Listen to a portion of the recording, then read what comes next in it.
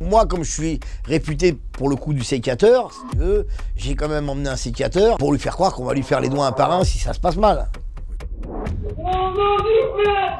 Il est dans quel état? Un mec qui vient de se faire baluchonner comme ça, qui vient de penser qu'il allait repartir avec 600 000 et qu'il est scotché, il dit « Allô papa, ça se passe mal !» Ça se passe très mal. Le monsieur, il a pas l'air d'accord, voilà. J'ai pas de pitié. T'as quand même commis plus qu'un délit. Le kidnapping, c'est quand même un truc grave. Oui, ouais. J'ai jamais fait une victime, me casser un ongle, à quelqu'un. Je suis contre la violence. L'intimidation, le jeu de rôle, il suffit.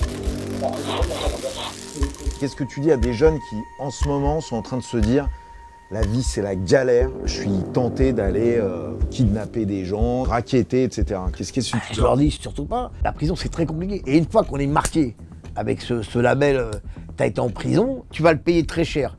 Et le passé, il te rattrape tout le temps. Bonjour Manu le Gitan. Bonjour Jean-Charles. Bienvenue dans Mon Incroyable Histoire. Alors tu vas nous raconter comment, il y a quelques années, tu as kidnappé et tu as filmé la séquestration d'un jeune homme d'une vingtaine d'années. Mais avant de revenir sur ton rocambolesque kidnapping, explique-nous un peu qui est Manu le Gitan. Manu le Gitan, c'est un gamin qui vient de la bourgeoisie. Mon père était banquier, voilà, c'est ça qui m'a attiré pour les banques. Manu le Gitan, c'est un enfant qui, à 8-10 ans, se plaît pas dans le monde dans lequel il est, avec l'école, la scolarité. Et je rencontre les gens du voyage. C'est de là que mon nom va tomber. Et la caravane passe, les chiens aboient pas, mais Manu monte dans la caravane et Manu s'en va. Et pourquoi Manu monte dans la caravane? Parce que Manu aime l'esprit des gens du monde du voyage. Donc ma vie va partir comme ça. On est très vite projeté dans le monde de l'adulte. Moi, j'ai pas eu d'adolescence. Je manipulais les armes parce que c'était une passion depuis l'âge de 10 ans. J'ai baigné dans le monde des voyous et de la délinquance. On va revenir sur ton enfance après. Manu le Gitan, il a été braqueur. C'est quoi ton mode opératoire? Donc tu rentres dans la banque, t'es grimé, t'as des armes, tu la brandis. Comment réagissent les gens? Tu parles gentil. Tu leur dis quoi? Je leur dis bonjour messieurs, dames, on est là pour un hold-up. De toute façon, on va partir avec l'argent. Je vous demande tous de vous mettre à genoux, partir tranquillement. Voilà, je suis très galant, je suis très gentleman. Très poli. Très poli, ça sert à rien. Voilà, mais les gens ils comprennent. T'as une arme, deux armes. Il m'est aussi arrivé de faire des infiltrations. Ça veut dire que j'ai un gars à moi qui est déjà rentré dans la banque. C'est lui que je vais prendre en otage. Et c'est lui le comédien. Ok. Couchez-vous, il va me tuer, c'est un fou. Il est avec moi, il est obligé de raconter, il a préparé la parodie avec moi. C'est un mec à moi. Voilà. Non, moi, c'est au millimètre près, moi. Super organisé. Super organisé. Beaucoup d'accidents dans les banques quand ça tire, c'est parce que les mecs savent pas manipuler une arme. Ça intimide une arme. Une arme, le regard et la façon de parler, je veux dire, elle est simple. Mais j'imagine que si tu dois t'en servir, tu t'en sers. Non. J'ai jamais fait une victime, me casser un ongle, à quelqu'un. Je suis contre la violence. L'intimidation, le jeu de rôle, il suffit. Bon, les braquages, c'est fini. Depuis très longtemps. Depuis combien de temps? Depuis les années 2000, j'ai arrêté. Moi, je me suis très vite retourné dans le recouvrement de créances. J'avais moi 25-30 ans, je veux dire, voilà. Je me suis dit, je vais me lancer dans autre chose, puisque j'ai la demande. Les gens me disaient, Manu, l'autre il me doit 600 000, l'autre il me doit 1 million d'euros, l'autre il me doit ça. Tu t'es mis sur le recouvrement de créances, Ouais. comme tu dis. On est en 2017, c'est ça? Tu dînes un soir Voilà. avec ton patron Ouais. et un autre gars. Ouais, c'est ouais, ça tout à fait. Et tout commence là. Tout commence Cette affaire là. de kidnapping, elle va commencer ce soir-là. Mon ami Alain, il pleure, il est au bout de sa vie. Sa femme vient de faire une tentative de suicide parce qu'elle a tout perdu en fait. Donc il y a 300 000 € qu'ils ont donné à quelqu'un pour Ouais. la faire fructifier. Par virement bancaire, par tout. Tout carré. Et l'argent ne vient pas. Tout à fait. Mon ami place son argent, ça marche pendant 6 mois, donc il dit à sa femme, vas-y, je mets le tien aussi. Il met celui de sa femme, et il me fait venir 2-3 autres amis, c'est un système pyramidal, et quand il y a 5-6 clients, tout disparaît. Comment ils savent qu'ils vont pas Ben, récupérer? ils ont fait 2 procédures qui n'aboutissent à rien. Ils ont fait 2 procédures légales où la justice leur a fait prendre... Ils ont pris des avocats, des frais d'avocat. Il y avait 2 fois 140 000 €. 140 000 € par exemple lui, 140 000 € sa femme, plus d'autres victimes qu'on a connues. En tout, il y avait une enveloppe globale de 600 000 € à récupérer si on voulait récupérer tout le monde. Alain, c'est un mec super sympa, c'est le meilleur ami de mon ami. Et je le vois là et je dis, t'inquiète pas, je vais te régler le problème. Mais j'ai qu'une parole. Ça part comme ça. Mais tu sais pas où se trouve ce banquier. Ah non, lui, il le cherche depuis 2 ans, il sait pas. Lui, Il y en a un, en revanche, que vous arrivez à localiser. Au Maroc. C'est un intermédiaire. Tout à fait. Il vit au À Maroc. Agadir. À Agadir, au Maroc. Et alors, qu'est-ce que tu fais? Et ben Agadir, je dis Alain, prends 2 billets d'avion, on descend à Agadir. Je vais le lever à Agadir. On partait pour un week-end à Agadir tranquille. On va rencontrer des petites gonzesses sympas, on va se faire un week-end. Il n'y a pas de problème. Et puis, je vais avoir une prise de main avec le gars.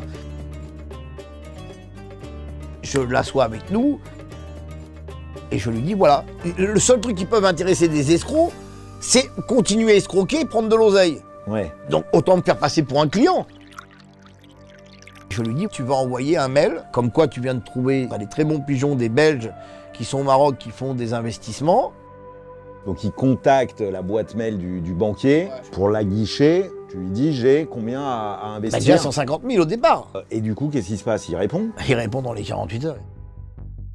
J'organise un premier rendez-vous en Belgique. Il faut qu'il vienne jusqu'à chez moi.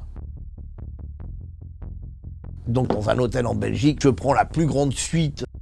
Dans la suite d'hôtel, j'ai déjà des montres. Bon, là, c'est une vraie. Hein, mais j'ai des montres caméra que je mets sur moi. J'ai un micro-cravate. J'ai un radio-réveil qui prend l'angle. J'ai un radio-réveil qui prend l'autre angle. Pourquoi tu filmes tout? C'est une façon de leur faire du chantage. C'est vous payez ou... Voilà, ou, pour rembourser. Vous remboursez ce que vous vous devez. êtes cuit. Ou vous êtes cuit. Et donc, le mec, il arrive. Vous allez bien, vous êtes heureux? Oui, alors, tranquille, on s'en parle. Je vais le chercher à la réception quand il arrive, je l'emmène dans la chambre, venez avec moi cher ami, machin, je fais exprès de commander des cafés pour le mettre à l'aise. Vous voulez quoi, café, boisson, juste expresso, hein, parce qu'ici en Belgique on a des noms. Il est pris en pleine gueule avec l'écran, hein, par les caméras, il est en pleine gueule, il a son petit costard, il ressemble à rien, avec ses chaussures de merde, son machin. Il y a une grosse affaire là-bas, il y a un restaurant, je peux vous la Et lui, au fur et à mesure, je le fais décoller sur son siège. Concrètement, moi j'ai été au Maroc faire des investissements. J'ai rencontré un de vos collaborateurs, Dominique, voilà, qui était dans un restaurant, c'est sympa comme mec. J'ai beaucoup d'espèces à blanchir. T'as ce que tu veux finalement sur l'image, en Ouais. vidéo. Mmh. T'as la preuve que ce qu'il te propose, c'est frauduleux. Ah oui, et j'ai tu vas tout. pouvoir le faire chanter, lui et son père, avec la vidéo. Ils sont sûrs qu'ils ont le bon pigeon. Il est en lévitation, mais moi je rigole, je dis, allez, on va voir ce que tu vas apprendre, voilà. J'ai la chance d'avoir une femme très riche, voilà, Saïd, qui est belge. Ça doit être la 12e ou 13e fortune de Liège et la 20e de Belgique. Donc très vite, on arrive à 600 000 de placement. Donc là, il décolle, il est en lévitation sur sa chaise, le mec. Donc tout s'enclenche. Ils veulent faire la transaction avant Noël. Qu'est-ce qui se passe après? Et ben, il se passe après que je continue mon travail, parce que je veux qu'il soit dans mes mains. Je veux qu'il vienne à moi. Je veux qu'il vienne à moi avec 4 chèques de 150 000 euros. Il doit 600 000. J'en donne un de 150 000 à Alain, un de 150 000 à sa femme, un à l'autre client, un à l'autre client. C'est ce que je veux. On a juste besoin d'un peu de garantie pour comprendre un peu comment ça fonctionne. Voilà. Quoi qu'il arrive, je le mets dans l'entonnoir. Bon, comme je vais faire le mec un petit peu difficile, ils sont sûrs de toucher 600 000, ils sont aux abois. Je dis, moi j'aimerais bien voir vos bureaux. Et là, il m'emmène dans un taudis, il y aura les images, dans un taudis dans le 60 chez un pauvre mec qui n'a rien à voir, à qui ils ont dû dire, un copain à lui, on a besoin de tes locaux, tout ça et tout. J'arrive avec la Maserati de bordel.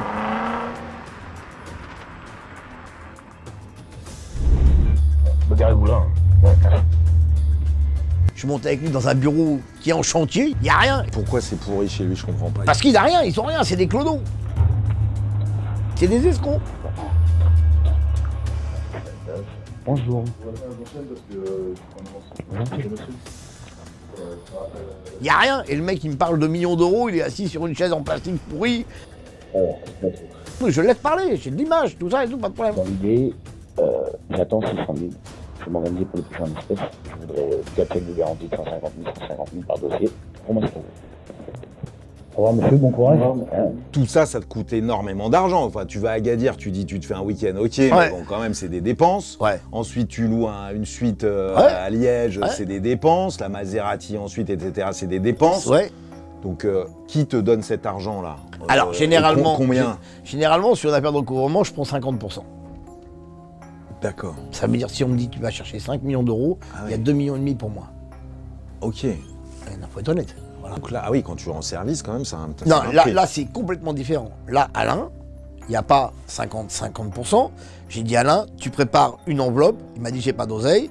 Donc, j'ai dit, t'inquiète pas, je vais les trouver. On a quelqu'un de la bande du groupe d'Alain qui a dit moi je finance, qui savait que j'allais réussir, ils savent comment je travaille les gens, donc voilà. Donc il a financé, mais là c'est 20 000 euros.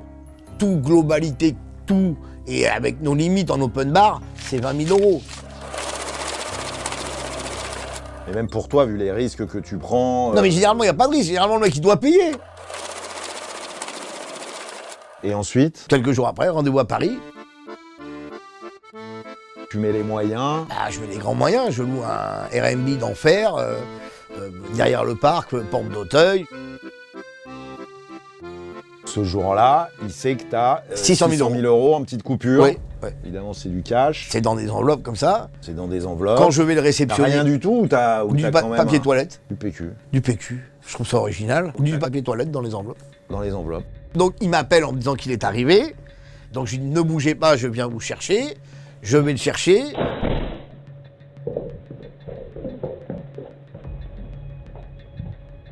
Je lui dis voilà, il y a vos 600 000 qui vous attendent sur la table. Je lui montre une photo avec toutes les enveloppes de la banque. Ce que je veux dire, c'est des enveloppes de banque. Hein, voilà. Je dis voilà, vos 600 000 vous attendent là, monsieur. J'espère que vous avez les chèques. Il me montre son chèque qui est dans là, il me montre tout ça. Je dis, allez, viens 8 000. On monte à l'étage dans l'ascenseur. Il avait mis un parfum qui puait la chèvre, un parfum à 10 balles, tellement c'est un clodo, tu vois. Il m'a donné une migraine déjà rien quand je suis monté avec lui dans l'ascenseur avec son parfum qui puait. Et donc là, mais je savais que dès que j'allais ouvrir la porte et lui dire après vous, dès qu'il allait faire le premier et le deuxième pas, là il y avait un de mes lieutenants dans la cuisine, un autre dans le dressing, et il partait. Je savais qu'il allait.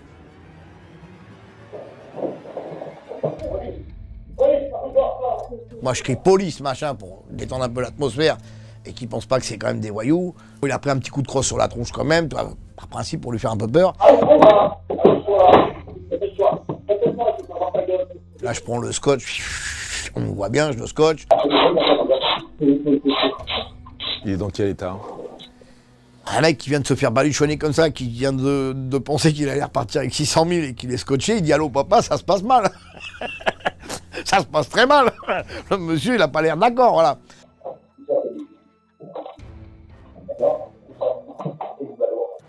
Et puis bon, moi, comme je suis réputé pour le coup du sécateur, si tu veux, j'ai quand même emmené un sécateur à Rosier pour lui faire croire qu'on va lui faire les doigts un par un si ça se passe mal. Ok, donc il a... Tétanisé, mais il faut qu'il soit tétanisé.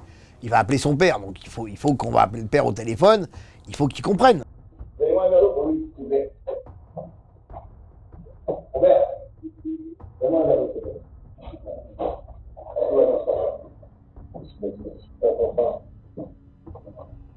Il fait ce que je lui dis, c'est moi qui commande. Tu lui dis quoi? Je lui dis, écoute, voilà, je t'explique pourquoi t'es là. Toi et ton père, vous êtes des escrocs. T'étais en train de m'expliquer ça à Liège, t'étais en train de m'expliquer ça dans ton bureau, et t'allais venir me mettre une banane de 600 000 euros. Donc maintenant, on va appeler ton père. Papa, j'ai peur de tuer encore. Ça se passe mal, mon père. Ça se passe très mal. Ça fait 2 ans que je cours après. Ça fait un moment que je cours après, mon père. Ça fait un moment que je cours après.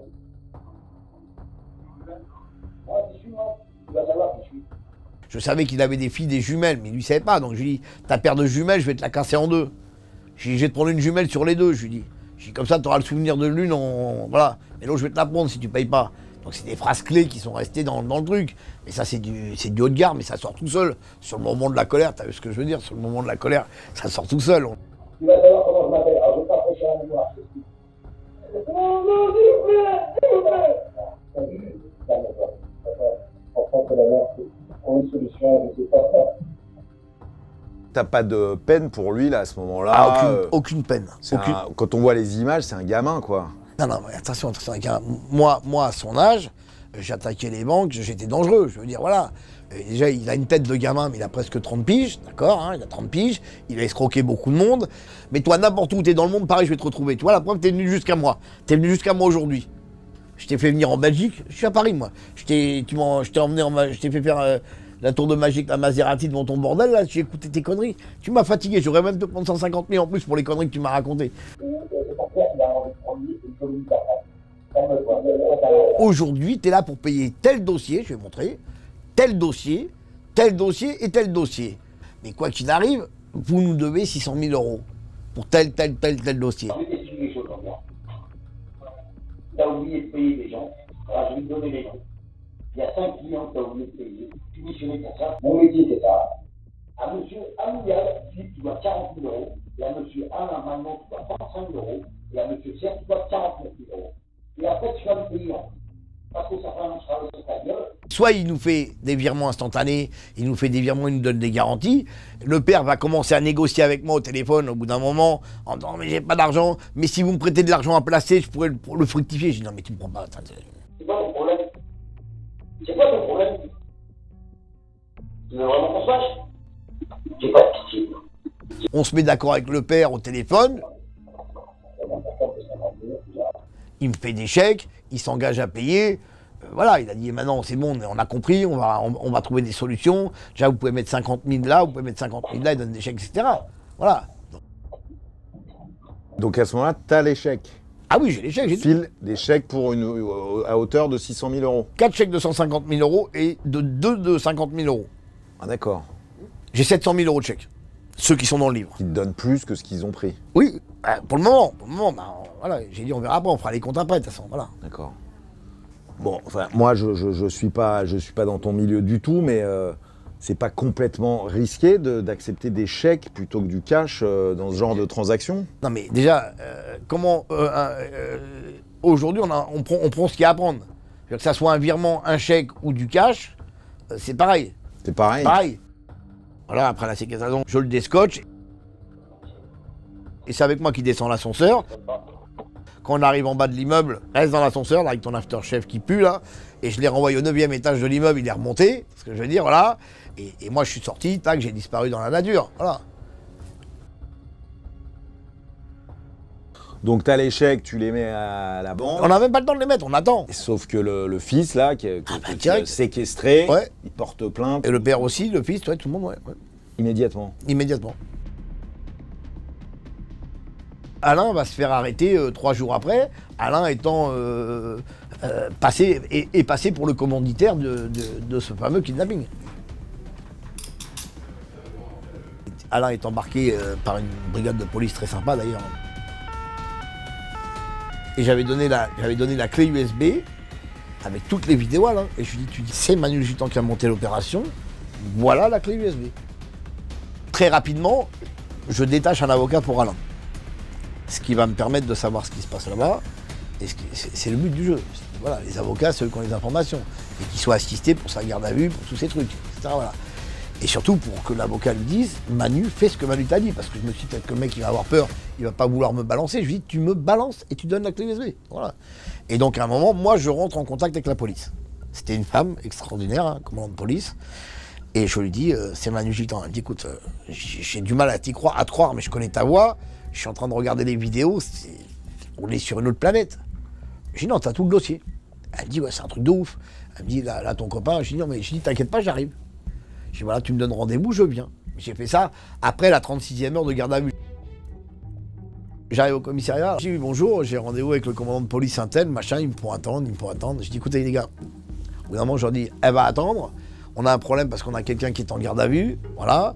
C'est parce que j'ai kidnappé un mec il y a 2 jours. Ou 3 jours, ils ont déjà arrêté mon associé. Alors là, ils ont fait un bond en arrière, les mecs, ils ont fait un bond en arrière. Posez votre sac, j'ai un genre de sac kaki militaire un peu comme ça, là. Voilà, là, ils ont commencé à tous trembler, mettez-vous contre le truc et tout. Là, ils m'ont dit, Manu, on est obligé de te fouiller. Je dis, faites votre boulot, il n'y a pas de souci, tranquille. Hop, t'as rien sur toi, j'ai rien, non, il n'y a pas de problème. Après, quand je vais rentrer dans le bureau de la juge directement, elle va prendre position. On ne fait pas justice soi-même. Même que c'est des escrocs, même qu'ils n'ont pas payé leurs impôts, même que ceci, même que cela. Voilà. Et ça, tu t'en doutes bien, qu'on ne fait pas justice soi-même. Tu as quand même commis plus qu'un délit. C'est-à-dire que le kidnapping, c'est quand même un truc grave. Oui, ouais. J'ai pris 5 ans ferme. C'est très très dur la prison. Et c'est dur pour les gens qui nous aiment. C'est dur pour les gens qui nous aiment. Pour la sœur qui vient au parloir, la mère qui vient au parloir. Voilà, la prison, c'est très compliqué. Et une fois qu'on est marqué avec ce label, t'as été en prison, tu peux faire le cake comme ça, mais tu vas le payer très cher. Et le passé, il te rattrape tout le temps. Est-ce que tu regrettes quelque chose dans cette affaire? Je regrette l'éducation de mes enfants. Voilà. C'est-à-dire que tu les as pas assez vus? Je les ai pas assez vus, j'ai eu des enfants avec plusieurs femmes différentes, etc. Les mères, les enfants, c'est un peu compliqué. J'ai pas eu forcément de vie familiale. Voilà. Après, depuis 10 ans, j'ai une petite fille C'est pour ça aussi que j'ai raccroché les gants. Et même en 2017, quand je monte pour Alain sur cette affaire-là, je pense à ma petite, mais je suis tellement sûr qu'il ne va pas aller porter plainte. Voilà. Bon, donc maintenant, je rattrape tout le temps perdu que j'ai pas eu avec mes autres enfants qui maintenant sont grands, ont fait leur vie, etc. Parce que j'ai 57 piges. Voilà. J'ai une petite qui a 10 ans, c'est une merveille.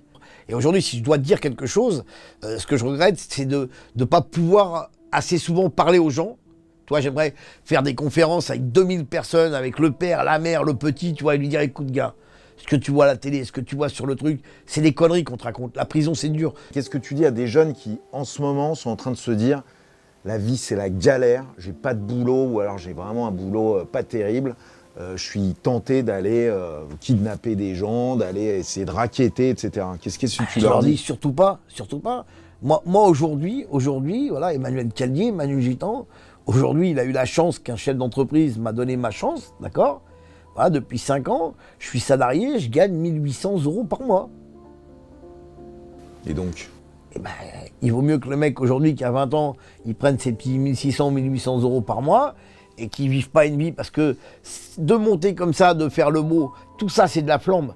Quand on est au placard, les mecs ils te racontent que leur sœur habille en Porsche, il n'y a pas de Porsche, c'est le bus qui arrive. En ce moment, il y a une augmentation des kidnappings hyper spectaculaires, dont certains sont filmés là, en plein Paris. Comment t'expliques qu'il y ait dans si peu de temps, autant de tentatives de kidnapping mais pourquoi ce mode opératoire? Alors, ce mode opératoire, je vais dire, moi j'ai l'impression qu'aujourd'hui les gens ont un petit peu perdu pied, si tu veux, tu vois. Voilà. Aujourd'hui, faire une banque, tout le monde dit qu'il n'y a plus d'argent dans les banques. Et les mecs se font des films. Ça veut dire qu'ils pensent qu'un mec de crypto-monnaie, il va faire un clic sur un ordinateur, le type il va appuyer sur un bouton, il va t'envoyer de la crypto-monnaie, c'est pas tracé, c'est pas ceci, c'est pas cela. Mais on vit dans un monde, là on commence à vivre dans un monde de sauvages, parce que demain, on va savoir aussi que tu as une entreprise ou n'importe quoi, on va kidnapper tes gosses à la sortie de l'école. Je veux dire, ça devient très très compliqué. Très très compliqué. Quand tu vois là par exemple cette tentative de kidnapping en plein Paris, avec le mari qui est tabassé, la femme qui hurle, ils sont cagoulés en plein Paris, en plein après-midi. Est-ce que déjà dès le début c'est pas foiré leur truc? C'est foiré, c'est pied nickelé. Le 17. Le 17, oui. Quoi qu'il arrive, ils vont être remontés. Le camion, il a abandonné à côté. On voit un gars qui a courageux, le petit qui a le marchand de vélo, courageux avec son extincteur, qui court après, etc. et tout.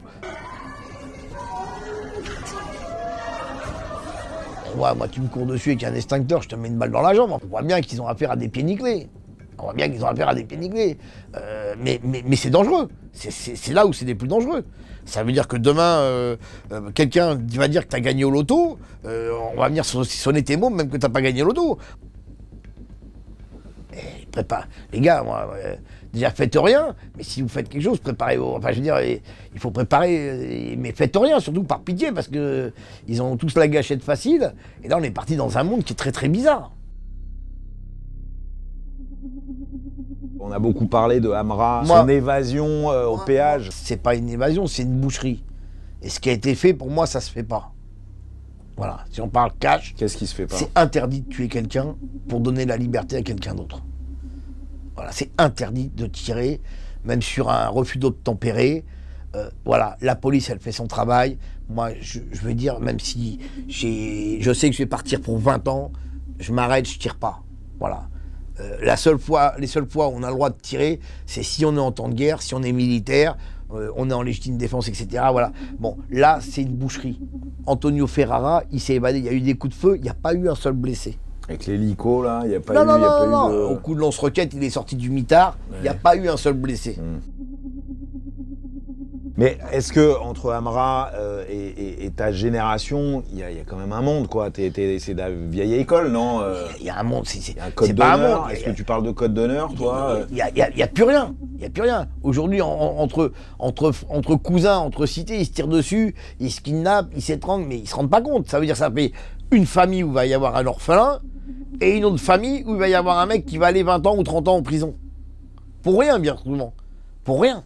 Pour rien du tout. Dire la prison, c'est le Club Med. Non, non, non, la prison, c'est pas le Club Med. Les mecs, ils ramassent les mégots par terre, ils pleurent parce qu'ils n'ont pas de morceaux de shit, il y a des bagarres tous les jours. C'est pas le Club Med. Il pourrit la vie à sa famille, celui qui va en prison. Il pourrit la vie à sa famille parce que c'est sa sœur qui vient, sa mère, sa grand-mère, tout son truc et tout. C'est des conneries qu'on te raconte. La prison, c'est dur. Tu vas pleurer ta mère le soir. Ils vont te défoncer, ils vont te raqueter ton CD, ton machin, ton truc et tout. Il faut pas croire ce qu'on te dit. Tu as vécu dans des conditions difficiles en prison. Ouais. Tu as parlé de 10 ans de prison quand même. Ouais, en plusieurs fois, ouais.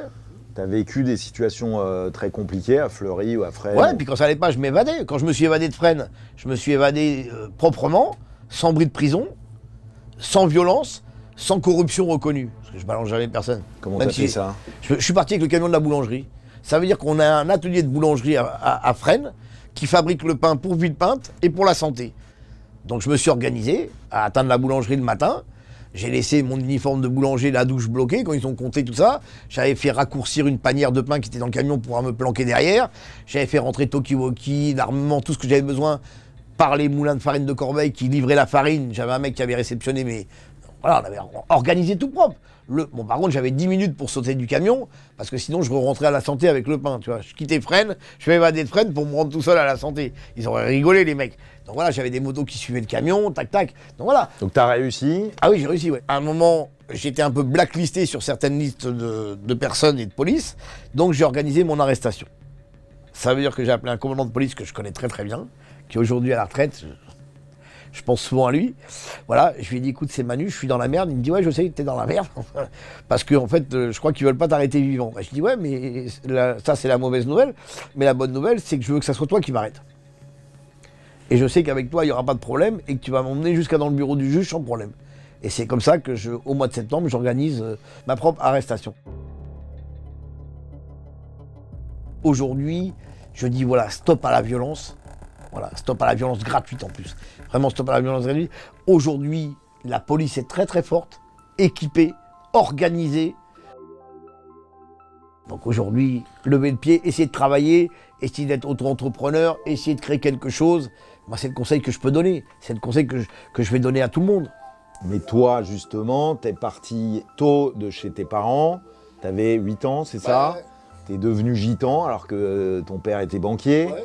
T'as été attiré depuis l'enfance par une espèce de vie Marginale. Marginale. Mais j'ai été accueilli par l'armée qui m'a accueilli. J'étais accueilli par le gang, le clan, on va dire.